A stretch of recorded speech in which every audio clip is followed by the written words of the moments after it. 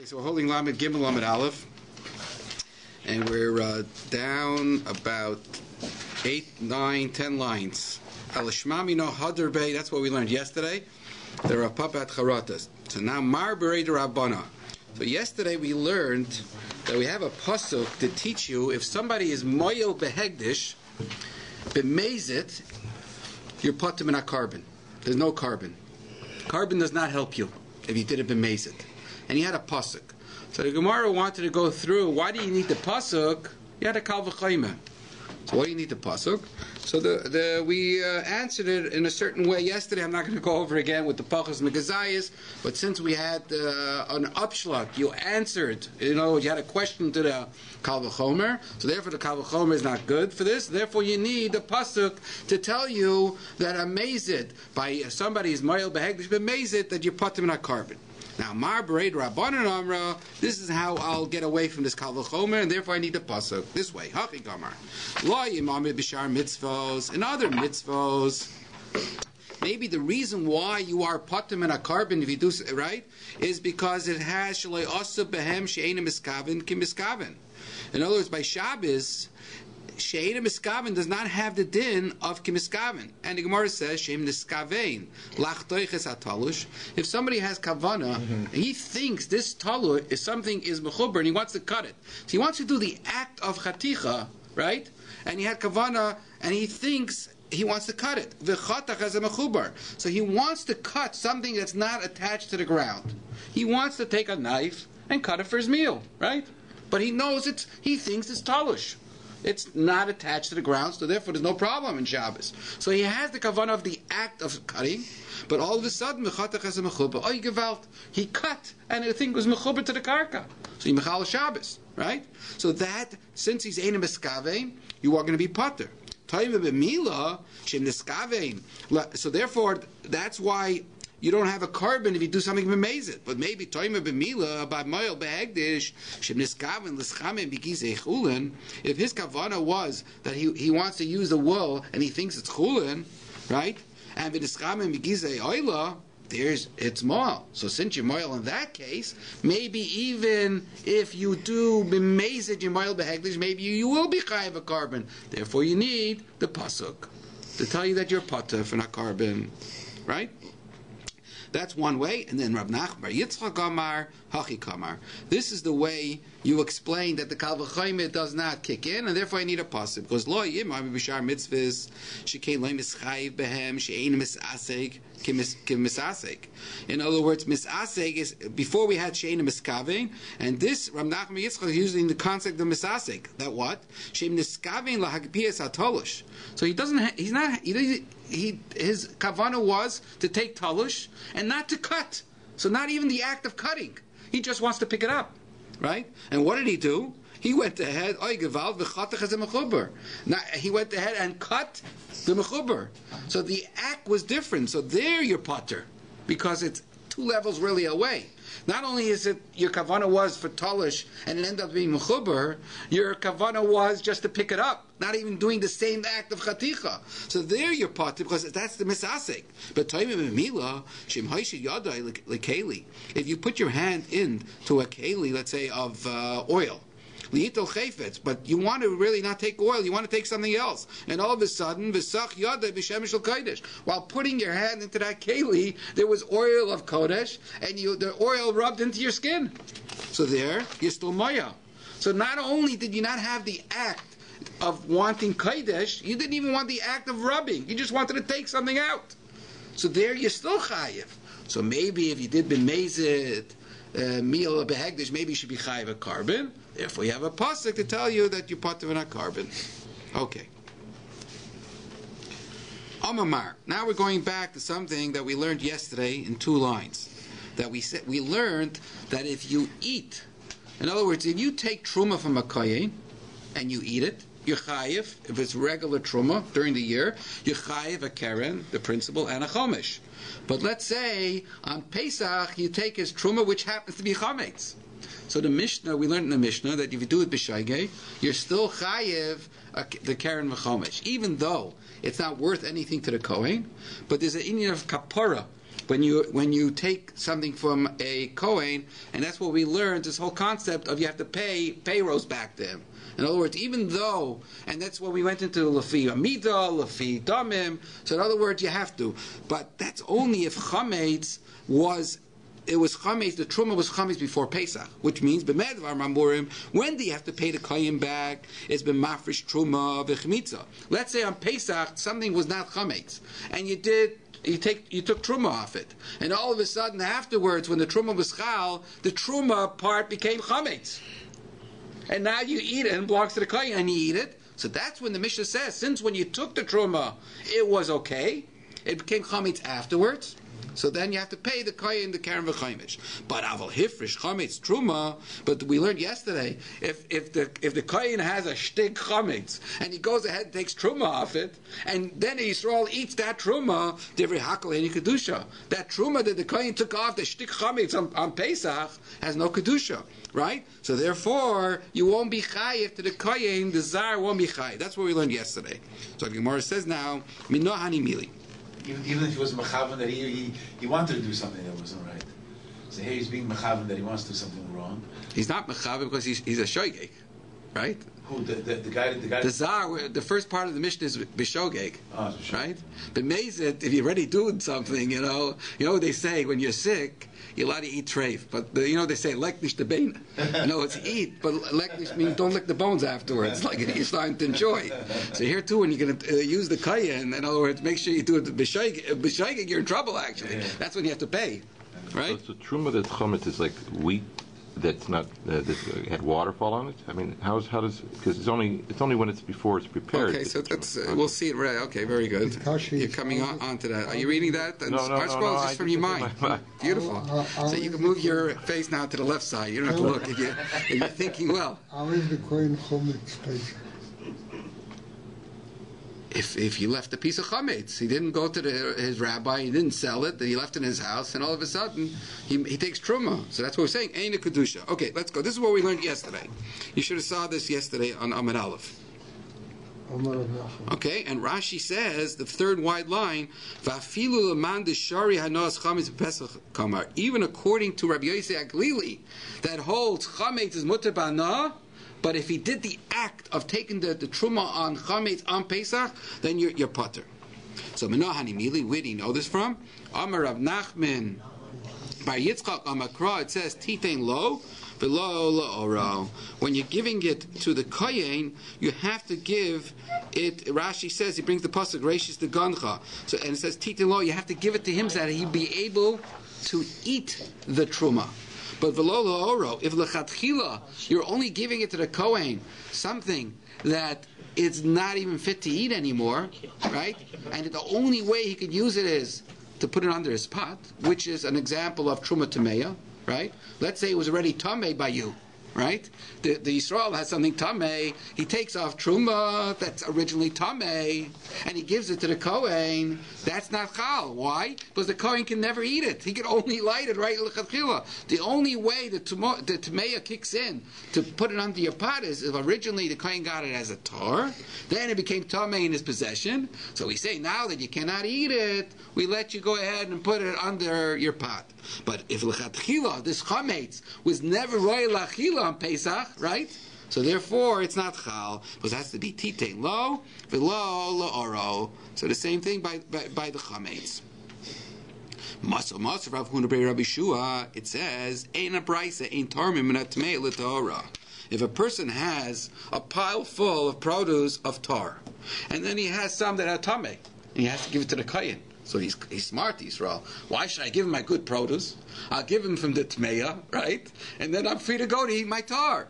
Oh, we say, no, ain't tar not tmeya l'tayra. You can't use your tamei ticket produce and give it to the kohen.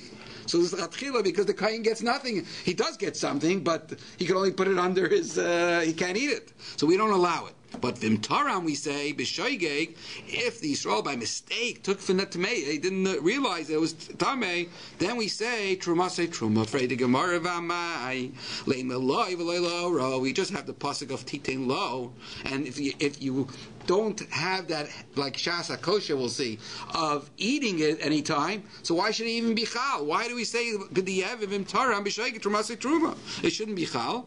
So Gemara says like kasha. Kosher. There, at one time, it was not tamei, the produce. It became tamei, so it did have a shasa kosher. But hacha by chametz shasa kosher. It did not have chametz. Chametz. So everybody's going to ask, what do you mean? Chametz didn't have a shasa kosher? It did have shasa kosher before Pesach. So that's what it says. What do you mean this chametz never had a shasa kosher? Must be the achmetz b'mechuber, that it became chametz when, like Mark was saying, that it was still attached to the ground. In other words, and aval achmetz betalosh, we would say hachanami the kitcha. This chametz that became a piece of bread, right? If it became chametz with betalosh, then it would, in other words, get a kedusha, right? Because it had a shasha kosher, because it was once okay. But if the chametz, while it was attached to the ground, now how does that happen? Rashi says, if you look at the fifth wide line, shasha kosher, next line, the chametz shasha kosher, the kaidim shechala pesach hayim mechuber. It was attached, v'hichmetz b'mechuber. While it was attached, while the chitin was attached, in other words, the grain was attached, there became chametz. V'chozman chiburo l'hayiro lachol shem truma alav. When it's the resh is the gun chaksiv mishinit gan, like Mark was saying, it has to get the dagun, the digun loshna sifa. You have to bring it in, and v'amad is krihu. So therefore, there's no shem truma. So therefore, when it became chametz, there was never a shasa kosher. So therefore, the truma never kicks in if you want to do it afterwards. So the Gemara says, "Amalei aval achmetz betalish." Is that the case you're talking with achmetz mechuber? So he says yes, and he brings down a pasuk b'gzeiras irin peskama uvemamar kedishin sheilta. And Rashi says Irin in the Gezerah and the decree of Irin are malachim, but Rashi says Kolaymar Talmid Chachamim. Even a Talmud Chacham shehenka malachi asharis. This is a powerful Rashi that if you have a Talmud Chacham, a Gadol Adar, he's mamish like a Malachi Ashares. In other words, so if you have questions sometimes asking about a Gadol, it's a Malachim. You never ask a question on a Malach, so you can't ask on also on a Talmud Chacham. And Amri, or some people say the Beis Medrash Kimoisi, in the Beis Medrash they said like me, and that is the Hadik Tani Leil Eina Kedushas Meshehichmetz B'Mechuber Kamar. That's the far-fetched case. So if you have any questions, go and ask. It's a Malach that brought it, the Talmud Chacham, and that's what it is. V'mayim Kedishin Shilta, Rashi says that's a Mikrahi B'Daniel. And even they paskin exactly the way I said in the Beis Medrash. The Gemara says, Amar Omakra. In other words, the reason now, another reason why when you take truma from a shtik chametz, in other words, it's not chal, because the pasuk says reishis. The gancha. Reishis means sheshireh nikar Yisrael. So we're not looking at the Kayin side, we're looking at the Yisrael. The Yisrael that takes off truma, when he takes off that truma, he should have something that he could start eating. But if you're taking off the truma from a piece of chametz, in other words, what does the Yisrael get out of it? Nothing. So there's no shireh in the car. He doesn't get the leftovers. Yatazu chametz and shireh in the car. Rashi says, "Mashma shetei reishis ve'elu." This is going to be truma. Ve'elu and the rest we shirayim nikarim shetei matiras Yisrael. This is going to be okay to the Yisrael. But ve'i b'mafresh trumas chametz mahet yesh b'shireh.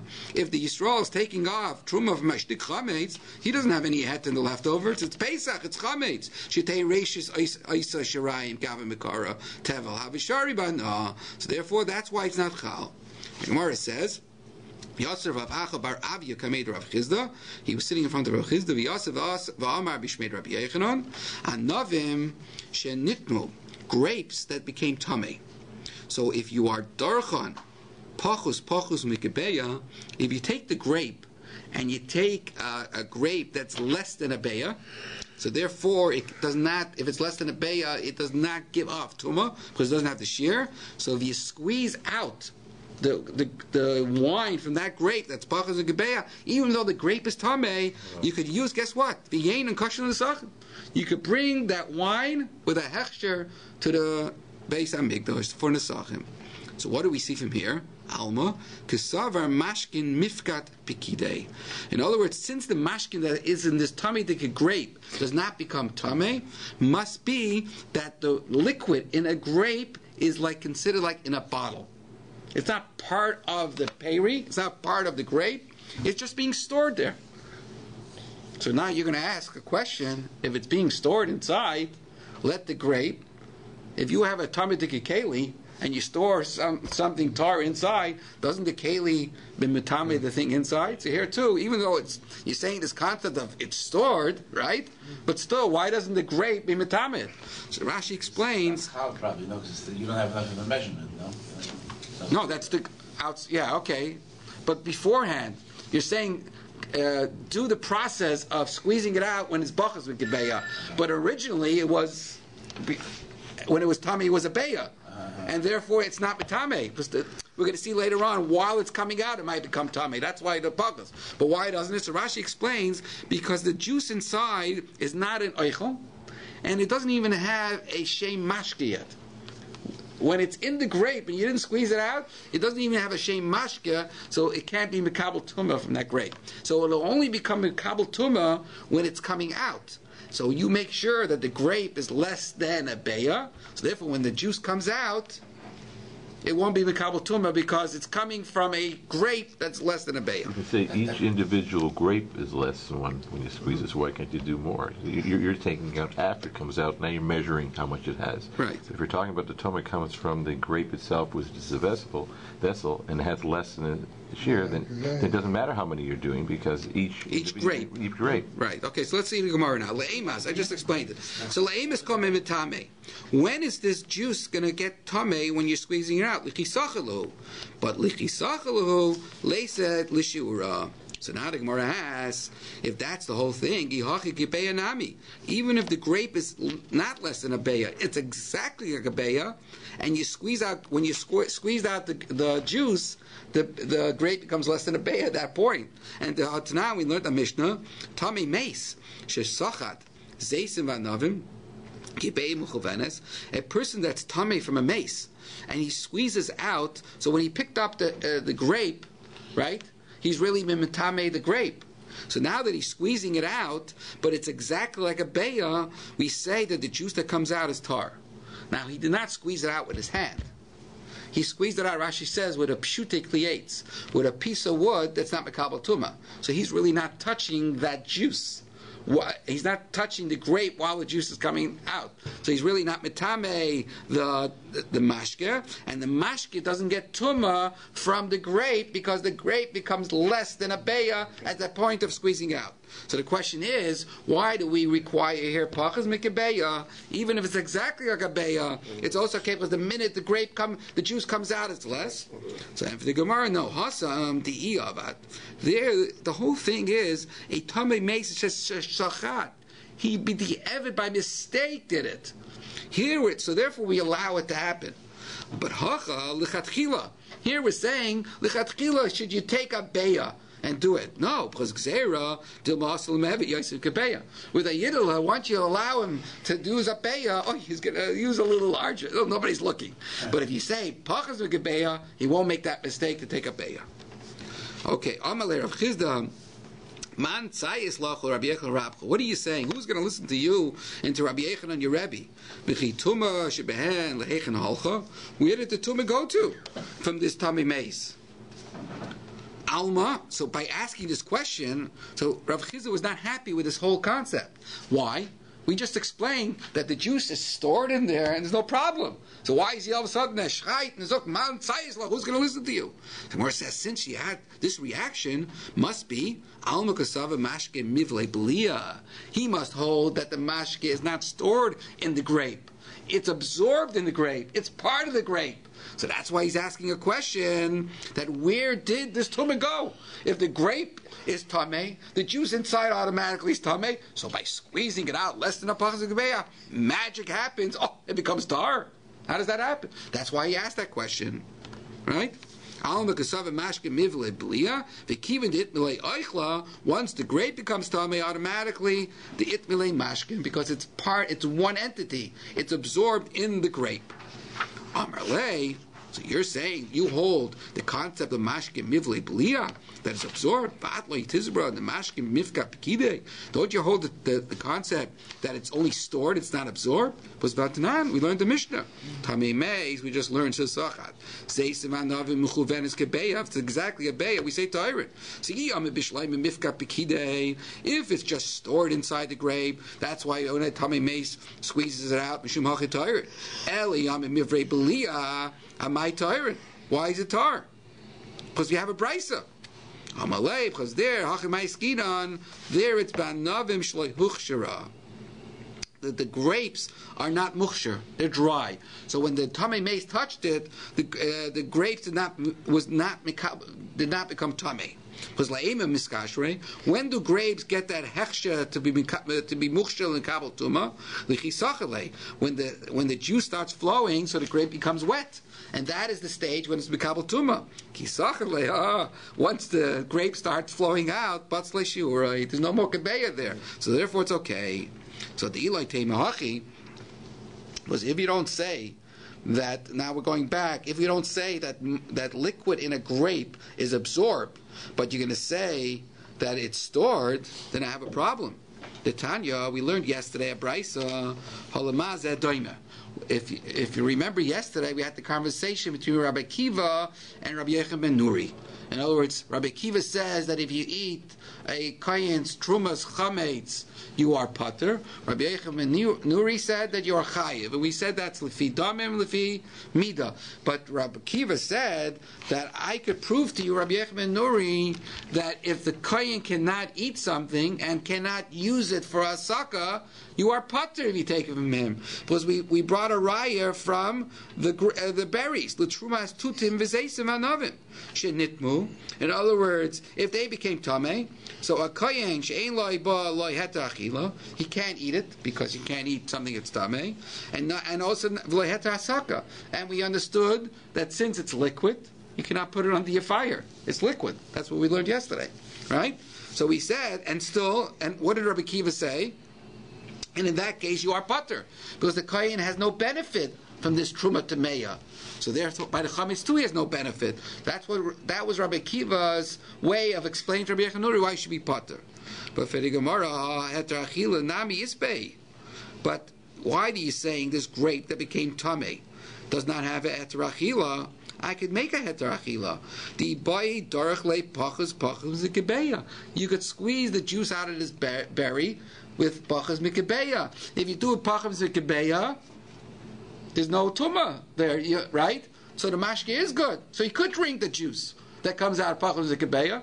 So why is Rabbi Kiva telling Rabbi Yechon Nuri that there's no benefit in that case to the kayin? Amarava, no, we don't allow the kayin to squeeze out truma temeya with a berry less than a beya. Why? He might, while he's squeezing it out, right? He might come to eat the thing itself. He won't wait for the juice. He's hungry, right? So if the juice comes out, he's okay. But he might eat the grape itself, which is tamei. That's why we don't allow him to squeeze out even pachas kebeya. Al takala. Are you worried that if you allow the kohen to do it a certain way, that something bad's going to come out? For Tanya, we learned matlikin bepas uvishemen shel truma shenitmeis. If you have a shtickle broit, piece of bread or oil of truma that became tamei, so you're allowed to use it as candlelight. Now Rashi says 2 lines from the bottom. If you're using it for candlelight, you're not going to use it in one shot deal. Ella, there's mamaruba. You're going to store it. So this piece of bread that became tamei, you're going to use it for like firewood, right? So you're not going to use that bread. You have a nice loaf of bread, from Herming's Bakery, a nice double rye. So you're not going to use it up right away. You're going to use it to bislach. So maybe by tomorrow you're going to forget and eat it instead of using it. And we allow it. So you see that you're not chayshish for takala. So why here by the grape, when you're squeezing it out, pachas mikabeya, we're worried that he might come to eat it? So the Gemara says there's a difference. Why? Because there the pas zorically ben ha'etzim. When the pas becomes tummy, you know what you do? You throw it right by the garbage already. You make it mius. Therefore, there's no way the guy will ever eat it. And the shemen shel truma ramalei b'klimaz. You put it in a filthy keli, and the guy will never come to use the oil for cooking something, right? They'll only use it for underneath to fuel it up, right? But with the grape, when you're squeezing out the grape, it's fresh. It's coming out nicely. So therefore, he's going to come and grab the grape itself and eat it. That's why also lidei takala. So we'll continue on. But yesterday, if you remembered, we learned in Rashi that for ziluf, we allow the kohen to put it under his pot, but you cannot use truma tameya for ziluf. What was ziluf? Ziluf was a fragrance. You want to use it as perfume. We don't do that. We don't allow it because maybe asli de takala. We said because that you don't use up so often, so you keep it around, and he'll come to do something else with it. But my question is, this is my own question. If we just establish now that if you put it in a klimaz, that takes away the concept of takala, so why can't even for ziluf put it in a klimaz? What's that? The whole purpose. The whole purpose of ziluf is that the oil smells good. Right. So what is a klimaz? Is it a? Smells bad. It does it. Oh, so it must be when it says klimaz, it doesn't mean that it looks disgusting. You have to explain it that the smell is disgusting, right? It's bad, yeah. That's the way you have to explain it. Very good. Good. Okay, let's just end off gufa. Matlikim epas uvishemesh shel truma shenitmeis. We just said that if you have bread or oil of truma that became tameh, you could use it as firewood. Amar Abai mishmei dechizkiya v'Rav Amar deber Rabbi Yitzchak bar Marsa Amar Rav Huna lo yishanu ela pas. That's only if it's in a stage of pas, because when you throw it into that dirty keli, it becomes disgusting. You'll never come to eat it. If it's chitim, if it's not baked yet, it's still wheat, then even if you throw it into the keli, so here you see the klimaz, not so pashut. The chitim, you put it into that klimaz, it gets so smelly, still you're going to use it to bake. That's because you can clean it and grind it. Oh, so ziluf doesn't have that process. Ziluf is oil. Right. So when you smoke it up, how do you do ziluf? Also, you smoke it up, and it gets that fragrance. Anyway, it's not so posh it looks like. But anyway, Rabbi Yochanan says no. Like you're saying, afilu chite, even chite nami is okay. When you put chitim in, you're going to just take it out of the keli and then process it and make bread. Ravashi, no. There's no burning here. It says. What's that? Keep saying burning. The chitim. Yeah, but we say we don't allow that because if you allow that, you might come to eat it. That's the takala, right? That's the whole takala. Burning them, they'll come to eat them because they'll since you don't use it up so often, right? You might come to eat it. The burning is no problem. Putting on there, right? That's allowed. Not a problem. But the question is, we want to take away this problem of takala. You might come to eat it. So Gemara says, how do you do by chitim? Chitim, when you put it in a keli, it doesn't become so maz. So where it says you do it b'shelik's of a mista, you soak it after it becomes tameh. You soak that chitim, and then it becomes maz, and that's when you throw it into that mista keli. Hachinami, he said this somewhere else. In hachinami b'shelikta, when you soak it umista, v'hechet Ravashi, where the Ravashi say this statement of soaking it and it becomes moss. Abishal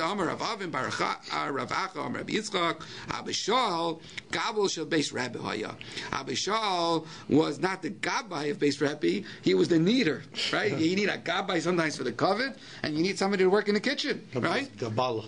He was the Gabala, right? What did he do? And they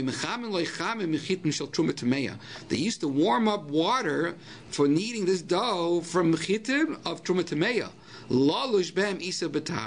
Because they used it to warm up. The chitim were used to warm up the pot of water. Right? So how did he use it? So that's where Ravashi says, and that's where we'll end off for tomorrow.